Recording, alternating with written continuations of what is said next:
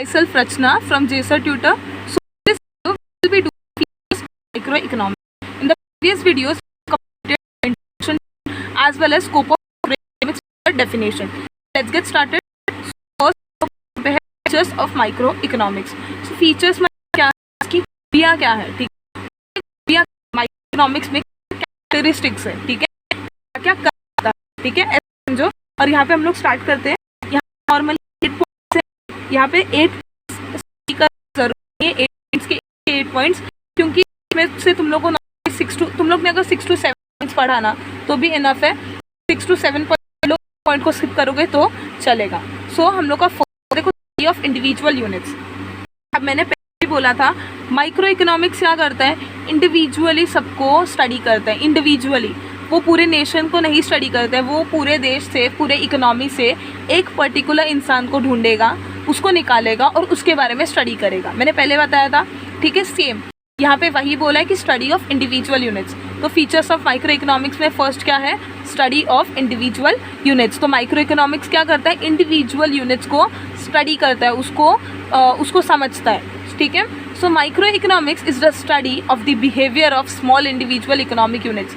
तो micro economics किसकी study करता है, छोटे छोटे जो स्मॉल इंडिविजुअल इकोनॉमिक यूनिट्स है ना, उनके बिहेवियर को स्टडी करता है। जैसे एग्जाम्पल इंडिविजुअल एक लॉ फॉर्म को, एक इंडिविजुअल फॉर्म को स्टडी करते हैं, ना कि पूरे नेशन के, पूरे इकोनॉमी के फॉर्म को, ठीक है।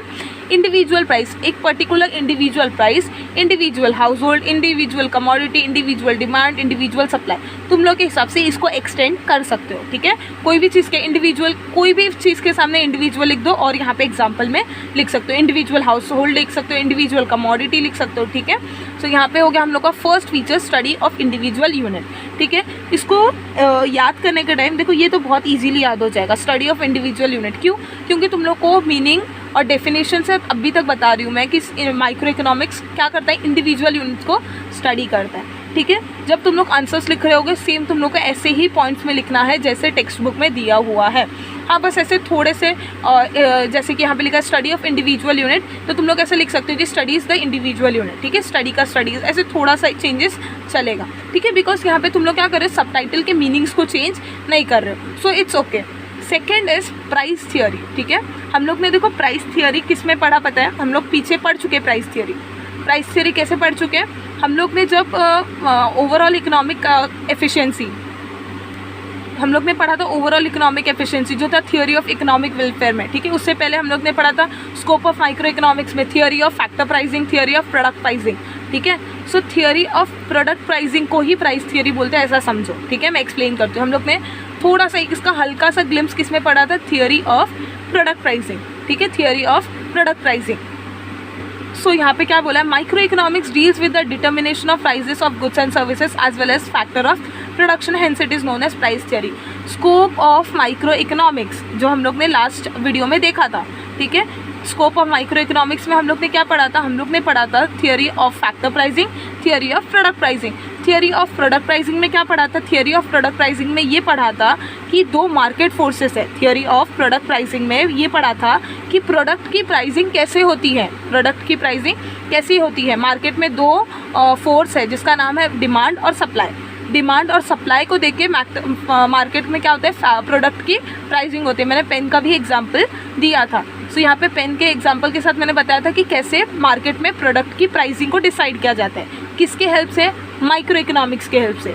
सेम फैक्टर प्राइसिंग, अभी एक लैंड को, ठीक है, एक ज़मीन को कितना रेंट देना है, ठीक है, एक लेबर को कितना वेज देना है, वेजेस देने हैं, ठीक है, कैपिटल को कितना इंटरेस्ट देना है, ये भी कौन हेल्प करता है, इसमें भी ये माइक्रो इकोनॉमिक्स हेल्प करता है। सो हम लोग ने क्या पढ़ा था, theory of factor pricing, theory of product pricing. Theory of product pricing में वो factors, theory of product pricing में वो प्रोडक्ट का कैसे प्राइसिंग करते हैं उसमें हेल्प करता है, और थियोरी ऑफ फैक्टर प्राइसिंग में वो फैक्टर्स को कितने प्राइस में देना चाहिए ये हेल्प करता है। सो यहाँ पे यही बोला है कि ये इसके लिए प्राइस थियोरी है। क्या है, माइक्रो इकोनॉमिक्स में प्राइस थियोरी है। So micro economics deals with the determination of prices of goods and services. तो माइक्रो इकोनॉमिक्स किस में डील करता है, गुड्स और सर्विस के प्राइस को डिटरमाइन करने में।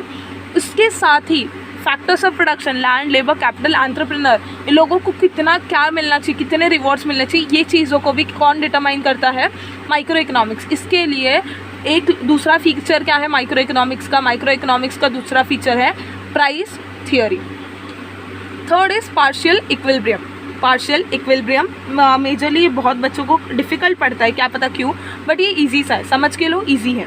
Partial equilibrium, equilibrium is the balance between two factors. तो इक्विलिब्रियम क्या होता है? दो फैक्टर्स के बीच का बैलेंस, ठीक है, दो फैक्टर्स के बीच का बैलेंस, ठीक है।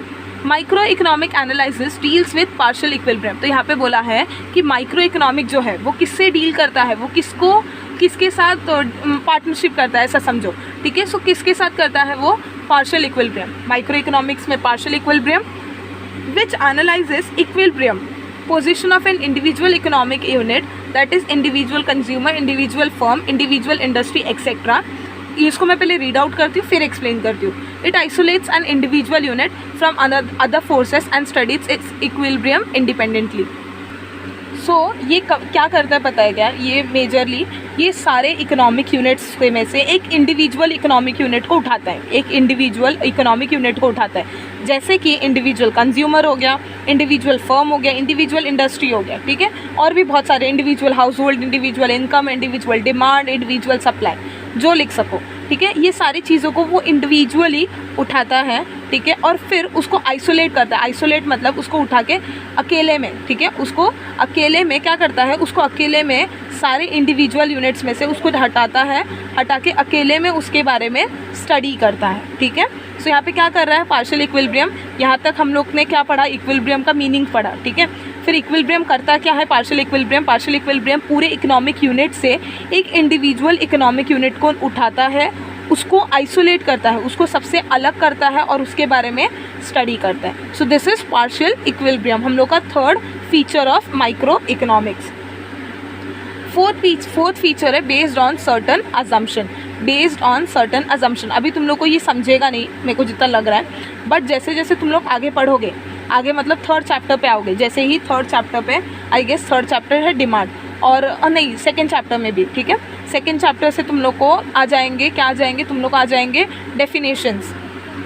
फर्स्ट चैप्टर में सिर्फ तुम लोग ने डेफिनेशंस पढ़ा, सेकेंड चैप्टर में भी डेफिनेशंस है, बट सेकेंड चैप्टर से स्टार्ट हो जाएंगे लॉ, ठीक है, LAW, लॉज चालू हो जाएंगे, ठीक है। तो लॉज में तुम लोग को ये दिखेगा अदर थिंग्स रिमेनिंग कॉन्स्टेंट या अदर थिंग्स बीइंग कॉन्स्टेंट, ठीक है। तो सेकेंड चैप्टर से समझेगा, बट अभी फर्स्ट चैप्टर तो एक्सप्लेनेशन चाहिए उसका। सो ये एक्सप्लेन सुनो, बेस्ड ऑन सर्टन अजम्पशन। अभी बेस्ड ऑन सर्टन अजम्पशन मतलब अभी अगर सपोज एक लॉ है कि कोई भी एक लॉ सपोज, ठीक है, कोई भी एक लॉ मतलब कोई भी एक स्टेटमेंट समझो, लॉ तो समझेगा नहीं अभी तुम लोग को, बट कोई भी एक स्टेटमेंट समझो। कोई भी एक स्टेटमेंट को अगर ट्रू समझना है तो इतने चीज़ों का अजम्पशन करना पड़ेगा, ठीक है। अभी के लिए मैं थोड़ा शॉर्ट में एक्सप्लेन कर देती हूँ, बाकी आगे जैसे जैसे आएगा ना अजम्पशन एक्सेप्शन क्या क्या है वो समझेगा। So micro economics begins with the fundamental assumption. Micro economics में माइक्रो इकोनॉमिक के कोई भी चीज़ों को उठा लो, वो उसमें एक लाइन ज़रूर होता है कि अदर थिंग्स रिमेनिंग कॉन्स्टेंट, मतलब बाकी सारे चीज़ों को कांस्टेंट रखो। कांस्टेंट मतलब सेम रखो, जैसा है वैसे ही। Ceteris paribus such as perfect competition. Perfect competition क्या होता है? परफेक्ट कॉम्पिटिशन मतलब एक मार्केट है, सपोज एक मार्केट है परफेक्ट कॉम्पिटिशन में, ठीक है, एक मार्केट है जिसमें बहुत सारे सेलर्स हैं और बहुत सारे बायर्स हैं, बहुत सारे सेलर्स हैं और बहुत सारे बायर्स हैं, ठीक है। उसमें बहुत सारे सेलर्स के साथ बहुत सारे बायर्स हैं, और यहाँ पे क्या होता है? यहाँ पे सब परफेक्ट होता है। सब परफेक्ट मतलब यहाँ पे कोई ऐसा नहीं होता कि यहाँ पे कोई एक ही इंसान, एक ही, जैसे कि कहीं कहीं देखा होगा तुम लोग ने कि एक ही इंसान पूरे मार्केट को रूल कर रहा है, ठीक है, या तो कोई एक दो इंसान ही है जो पूरे मार्केट को रूल कर रहे हैं। यहाँ पे ऐसा नहीं होता, यहाँ पे सब परफेक्ट होता है। ये परफेक्ट कॉम्पिटिशन तुम लोग 8th chapter, I think 7th या 8th चैप्टर में क्लियरली स्टडी करोगे। सो परफेक्ट कॉम्पिटिशन मतलब ऐसा समझो कि एक मार्केट है जिसमें सब परफेक्ट है, बेचना खरीदना सब परफेक्ट है, यहाँ पे कोई प्रॉब्लम ही नहीं है, ठीक है। ऐसा लेजिस फेयर पॉलिसी, आई गेस मैंने ये एक्सप्लेन किया था कहीं पे तो, बट मैं फिर से एक्सप्लेन कर देती हूँ। लेजिस फेयर पॉलिसी का मतलब है गवर्नमेंट का इंटरवेंशन ना होना, गवर्नमेंट का इंटरवेंशन ना होना। कोई भी चीज़ तुम लोग चालू कर रहे हो, ठीक है, कोई भी चीज़ तुम लोग चालू कर रहे हो तो उसमें गवर्नमेंट इंटरफेयर नहीं कर पाती है लेजिस फेयर पॉलिसी में, ठीक है। प्योर कैपिटलिज्म में मतलब क्या होता है? पूरा प्राइवेट सेक्टर संभालते हैं, पूरे इंडिविजुअल लोग संभालते हैं, कोई भी गवर्नमेंट का कोई चीज़ नहीं होता, ठीक है। Full employment etcetera. This assumption make the analysis simple. ये चीज़ों को अगर तुम लोग को अभी नहीं समझ रहा तो नो इशू, ठीक है, इसको थोड़ा सा स्किप करो। ये चीज़ें ना इसमें नॉर्मली जब तुम लोग सेकेंड चैप्टर थर्ड चैप्टर पे आओगे तो ये समझ जाएगा कि अदर थिंग्स रिमेनिंग कांस्टेंट क्या है, ये अजम्पशन क्या है, ठीक है। जस्ट अभी एक थोड़ा सा तुम लोग समरी ले लो, फिर यहाँ पे आके फिर से एक बार रिवाइज कर लेना जब सेकेंड चैप्टर हो जाएगा, सेकेंड या थर्ड। फिफ्थ है स्लाइसिंग मेथड, ठीक है। अभी एक अक्खा वाटरमेलन है सपोज, अभी अक्खा एक पूरा होल वाटरमेलन है, पूरा होल वाटरमेलन को नहीं खा लोगे तुम लोग क्या करोगे, उसको स्लाइस करोगे, उसको कट करोगे और फिर उसको खाओगे। सेम करता है माइक्रो इकोनॉमिक्स। माइक्रो इकोनॉमिक्स क्या करता है, माइक्रो इकोनॉमिक्स एक अक्खे वाटरमेलन को, एक होल वाटरमेलन को स्मॉल इंडिविजुअल पार्ट्स में डिवाइड करता है और फिर एक एक पार्ट उठा के खाता है, एक एक पार्ट उठा के खाता है, विच मीन्स वो एक एक पार्ट को स्टडी करते हैं। मैंने स्लाइसिंग मेथड एक्सप्लेन कर दिया, एक बार गो थ्रू कर लेंगे। So micro economics uses slicing method. Micro economics क्या यूज़ करता है, स्लाइसिंग मेथड, स्लाइस करना, ठीक है। स्लाइसिंग मेथड आया तो समझ जाना, जैसे कि वाटरमेलन का मैंने एग्जांपल दिया। इट स्प्लिट्स और डिवाइड्स द होल इकोनॉमी। ये पूरे इकोनॉमी को, होल इकोनॉमी को स्प्लिट या तो टुकड़ा आधा आधा कर देता है या तो डिवाइड कर देता है, किसमें, इनटू स्मॉल इंडिविजुअल यूनिट, छोटे छोटे स्मॉल इंडिविजुअल यूनिट्स में डिवाइड कर देते हैं पूरे इकोनॉमी को, and then studies each unit separately in detail. मैंने जो बोला वही हो गया। एक वाटरमेलन लाया, सपोज वो मेरा होल इकोनॉमी है, उसको मैंने क्या किया, छोटे छोटे टुकड़ों में डिवाइड कर लिया और फिर एक एक टुकड़ा अलग अलग से खाया, विच मीन्स एक पूरा अखे वाटरमेलन सपोज मेरा इकोनॉमी है, उसको मैंने स्मॉल इंडिविजुअल यूनिट्स में डिवाइड किया और फिर अकेले सब सारे यूनिट्स को स्टडी किया। एग्जाम्पल दिया है, स्टडी ऑफ इंडिविजुअल यूनिट्स। सो यहाँ पे एग्जाम्पल दिया है, study of individual income out of national income. एक पूरे नेशन का इनकम से एक इंडिविजुअल इंसान का इनकम स्टडी करना, स्लाइसिंग मेथड है, ठीक है। एक पूरे नेशनल इनकम से मैंने, एक पूरे नेशनल इनकम का, नेशन के इनकम से मैंने एक इंडिविजुअल इंसान को काटा और उसको मैंने स्टडी किया, ठीक है, मतलब इंडिविजुअल के इनकम को। So study of individual demand, एक पर्टिकुलर इंसान के डिमांड को स्टडी किया, ना कि पूरे डिमांड को। टोटल डिमांड से मैंने एक पर्टिकुलर इंसान का डिमांड स्टडी किया, ठीक है। This is slicing method. क्या क्या पढ़ा हम लोग ने पढ़ा, first study of individual units, study of individual units, price theory, factor pricing और प्रोडक्ट प्राइसिंग कौन करता है, प्राइस थियरी। थर्ड पढ़ा हम लोग ने पार्शियल इक्विलिब्रियम, फोर्थ पढ़ा बेस्ड ऑन सर्टेन अजम्पशन और फिफ्थ पढ़ा स्लाइसिंग मेथड। सिक्स्थ है यूज़ ऑफ मार्जिनलिज्म प्रिंसिपल। अब ये मार्जिनलिज्म प्रिंसिपल या मार्जिनल या ये सारी चीज़ें तुम लोग को सेकंड चैप्टर पे है, बट यहाँ पे तुम लोग को मैं मार्जिनल का मीनिंग बता दूँ, ठीक है। मार्जिनल का मीनिंग क्या है मैं बताती हूँ। मार्जिनल का मीनिंग है, जैसे कि अभी तुम लोग के पास सपोज अभी 50 रुपीज़ था, 50 रुपीज़, तुम लोग के पास कितना रुपीज़ था, 50 रुपीज़ था, ठीक है, 50 रुपीज़ था। अब मैंने और 10 रुपीज़ दे दिया, 50 रुपीज़ में मैंने और 10 रुपीज़ दे दिया, ठीक है। अब तुम लोग के पास ये टोटल, ठीक है, तुम लोग ने क्या किया, तुम लोग का पर्स निकाला सपोज, ठीक है, इतने गरीब नहीं है, but even though just for explanation कि तुम लोग के पास टोटल, तुम लोग ने पूरा एडिशन किया तो तुम लोग के पास मिला तुम लोग का 50 रुपीज़, तुम लोग के पास था 50 रुपीज़। अब ये टोटल तुम लोग के पास 50 रुपीज़ था ना, इसमें मैंने 10 रुपये दे दिया, ठीक है, मैंने 10 रुपये दे दिया, तो तुम लोग का हो गया 60 रुपीज़, तुम लोग का हो गया रुपीज़ 60, ठीक है। अब ये तुम लोग के टोटल में, टोटल 50 था लेकिन अभी टोटल हो गया 60, टोटल कितना था, टोटल था 50 बट चेंज हो गया 60 में, क्यों, क्योंकि एक एडिशनल यूनिट के वजह से, एक एडिशनल यूनिट के वजह से तुम लोग का टोटल में चेंज हो गया, उसको बोलेंगे मार्जिनलिज्म प्रिंसिपल, ठीक है, सिंपल है। पूरे टोटल में जो लास्ट चीज़ की वजह से चेंज होता है ना, उसको बोलेंगे मार्जिनलिज्म प्रिंसिपल। एक बार रीड करती हूँ मैं, फिर तुम लोग को और क्लियरली एक्सप्लेन होगा, ठीक है। सो यहाँ पे क्या बोला है, the concept of marginalism is the key tool of micro economic analysis. तो ये बोल रहा है कि जो माइक्रो इकोनॉमिक के एनालिसिस में सबसे इम्पॉर्टेंट या बहुत इंपॉर्टेंट रोल कौन प्ले करता है, marginalism principle. The term marginal means, अब देखो यहाँ से स्टार्ट होता है, the term marginal means change brought in total, इतना याद रखो, ठीक है, change brought in total by an additional unit. क्या पढ़ा था हम लोग ने, चेंज ब्रॉट इन टोटल, यहाँ पे मैं लिख लेती हूँ चाहिए तो, चेंज ब्रॉट इन टोटल, ठीक है। So change brought in total by an additional unit, change brought in total by an additional unit. हम लोग का एग्जाम्पल था ₹50 का प्लस 10 का और फिर इक्वल्स टू 60, ठीक है। यहाँ पे मेरा टोटल था ₹50, मेरा टोटल था ₹50, बट मेरा टोटल 60 हो गया। कैसे? मेरा जो चेंज हो गया, मेरा जो टोटल है उसमें चेंज आ गया, मेरा जो टोटल है वो चेंज हो गया। किसके वजह से? एक एडिशनल यूनिट के वजह से, ठीक है। मेरा टोटल 50 था और वो भी 60 हो गया, मतलब टोटल में चेंज आ गया। किसके वजह से? एक एडिशनल यूनिट के वजह से, ठीक है। सो ये है मार्जिनलिज्म प्रिंसिपल। इसके बारे में और डीपली पढ़ोगे तुम लोग सेकेंड चैप्टर में, ठीक है। अभी के लिए इतना समझो। Marginal analysis helps to study a variable through the changes. तो marginal analysis helps to study a variable through the changes. तो मार्जिनल एनालिसिस क्या हेल्प करता है? मार्जिनल एनालिसिस हेल्प्स एक वेरिएबल, ठीक है, एक वेरिएबल को स्टडी करता है और उसके चेंजेस से उसको हेल्प होती है। जैसे कि यहाँ पे देखो, यहाँ पे एक वेरिएबल सपोज मेरा मनी था, ठीक है, तो उसमें चेंजेस हुआ, ठीक है, उसमें चेंज हुआ, तो ये हो गया मार्जिनल प्रिंसिपल। तो ये मार्जिनल प्रिंसिपल यूज़ कौन करता है? मार्जिनल प्रिंसिपल यूज़ करता है प्रोड्यूसर्स, जो सारी चीज़ें प्रोडक्शन प्रोड्यूस करते हैं, कंज्यूमर्स, और ये दोनों सबसे इंपॉर्टेंट लोग हैं जो मार्जिनल प्रिंसिपल को यूज़ करके डिसीजंस लेते हैं, ठीक है। Next is analysis, seventh feature of micro economics is micro analysis of market structure. Seventh क्या है हम लोग का? Analysis of market structure. Market मतलब जो मार्केट, जो बाहर का मार्केट है, ठीक है, उसको वो उसके स्ट्रक्चर को एनालाइज, उसके स्ट्रक्चर को स्टडी करने में कौन हेल्प करता है? सो मार्केट स्ट्रक्चर को एनालाइज करने के लिए कौन हेल्प करता है? Micro economics.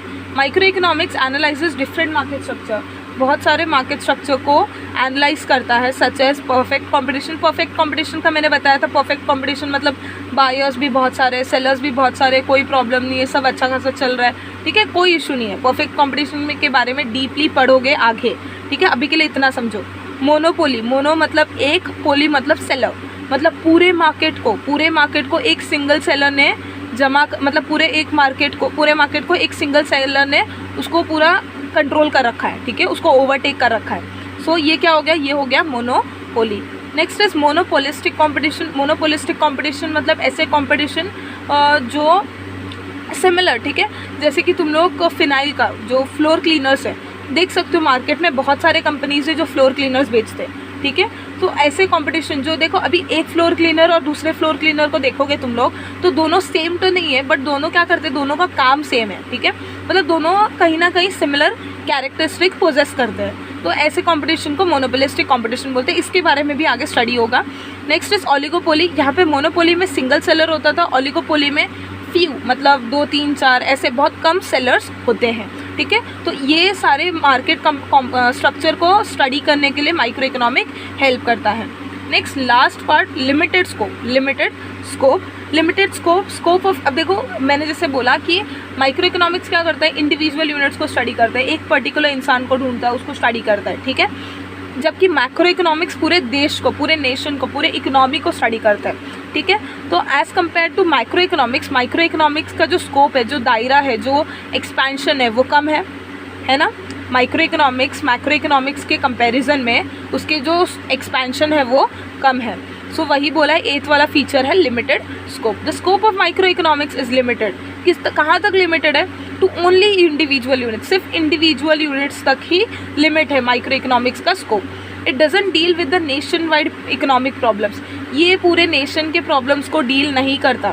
नेशन के प्रॉब्लम्स क्या होते हैं? जैसे इन्फ्लेशन हो गया, डिफ्लेशन हो गया, बैलेंस ऑफ पेमेंट्स हो गया, पुवर्टी हो गया, ठीक है, पुवर्टी गरीबी, इन्फ्लेशन मतलब प्राइस का बढ़ जाना, डिफ्लेशन मतलब प्राइस का कम हो जाना, अनएम्प्लॉयमेंट, रोजगारी ना मिलना, पॉपुलेशन, इकोनॉमिक ग्रोथ, ये सारी चीज़ों को कौन स्टडी करता है? मैक्रो इकोनॉमिक स्टडी करता है, ठीक है। तो उसका स्कोप बड़ा है, वो पूरे नेशन को देख रहा है तो उसका स्कोप तो बड़ा है, उसका दायरा तो बड़ा है।